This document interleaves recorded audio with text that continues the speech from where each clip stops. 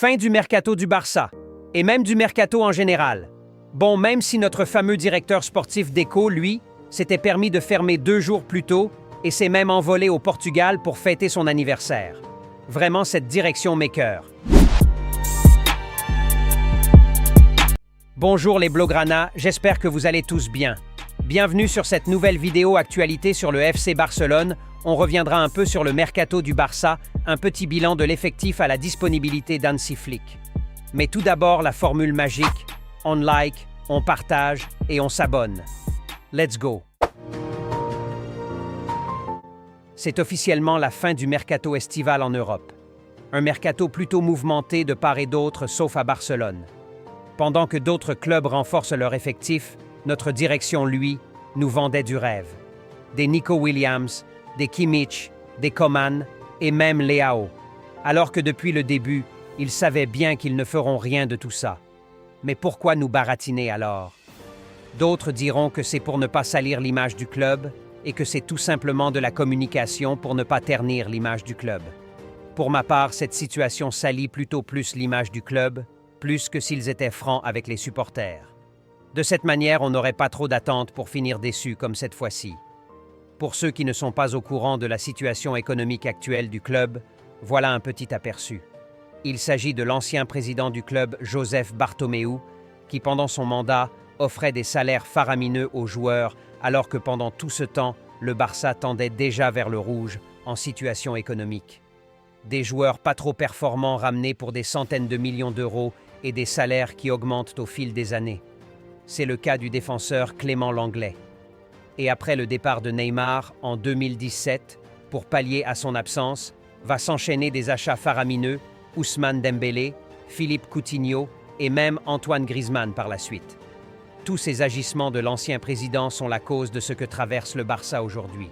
Du coup, personnellement, j'en veux pas trop à la direction actuelle, mais cependant, mon souci avec eux, c'est qu'ils arrêtent de nous vendre du rêve pour rien. Au début du mercato, plusieurs noms, mais rien à la fin. La seule petite satisfaction sur ce mercato, c'est l'arrivée de Dani Olmo.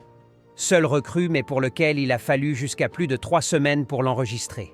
Le Barça se devait de ramener au moins un pivot pour ce mercato, tout simplement parce que c'est le seul poste où il manque carrément un joueur de métier, un joueur formé à ce poste, un vrai milieu défensif.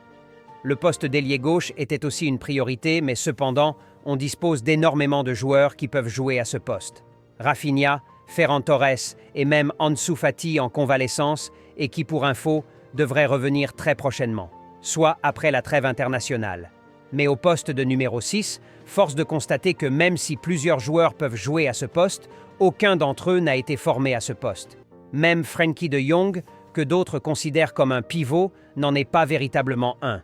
C'est un joueur qui aime énormément se projeter balle au pied. Le pivot, c'est le joueur qui est plus amené à être un peu statique devant la défense et à jouer plutôt simple et efficace, un Rodri de Manchester City par exemple. Casser des lignes quand il faut, mais pas systématiquement à chaque fois, et laisser sa défense livrée à eux-mêmes. Ça, c'est le rôle des relayeurs, et en termes de relayeurs, le Barça est bien fourni avec des Pedri, Gavi, Fermin et même Dani Olmo récemment. On a bien vu avec Marc Bernal, qui est un pivot de formation, comment il jouait simple et efficace. Malheureusement, fin de saison pour lui. La seule alternative qui reste au Barça pour pallier au manque à ce poste du milieu défensif, c'est Gavi. Un double pivot avec Gavi et Frenkie de Jong, je serais curieux de voir ce que ça peut donner.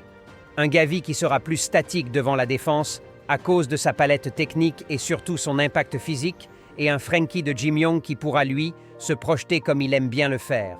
Pour ma part, je pense que ça pourrait donner quelque chose de très intéressant. Mais après tout, le choix revient au coach, Monsieur Hansi Flick. Pour le poste d'ailier droit, comme dit plus haut, on a énormément de joueurs qui peuvent jouer à ce poste, surtout Rafinha, avec ce qu'il nous montre ce début de saison sur ce côté. Bon courage à Ansu Fati pour l'enlever du 11 de Flick. On sent un joueur en pleine confiance et Rafinha, quand il est comme ça, c'est carrément un autre joueur, un vrai Brésilien. Rendez-vous donc compte, comme le mercato vient de finir, on devrait encore partir pour une saison avec Monsieur le requin Ferran Torres. Ce dernier ne veut absolument pas nous lâcher. Vraiment, je me demande où est l'amour-propre du joueur. Malgré les mécontentements des fans et tout, lui-même son niveau où il est bien conscient que pas digne d'un joueur du Barça, mais sans tête à rester. Voir un joueur comme Gundogan qui pouvait encore énormément apporter au Barça se sacrifier au détriment d'un Ferran Torres m'écœure. Cela prouve qu'il n'a aucun amour pour le club et tout ce qui l'intéresse, c'est d'être dans un club de prestige et prendre son salaire tranquille. En tout cas, tout n'est pas de sa faute. C'est le Barça même qui est parti le sortir de sa cellule là-bas à Manchester City pour 55 millions d'euros. Dans quel monde un joueur de ce niveau coûte 55 millions d'euros? Même 20 millions d'euros pour ma part, c'est surpayé. Dire que ce dernier a eu la même valeur qu'un Dani Olmo actuellement, franchement le Barça s'est fait avoir. Merci Xavi. Le Barça dispose actuellement de 3 défenseurs centrales. Inigo Martinez, Kourbassi et Eric Garcia. Les autres, tous blessés. De vous à moi les Blaugrana. Lequel de ces 3 noms vous rassure le plus pour la défense du Barça? Mettez-le en commentaire. Rendez-vous tout à l'heure après le match pour le débrief. On like, on partage et on s'abonne. Plus qu'un club. Visca Barça et Visca Catalunya.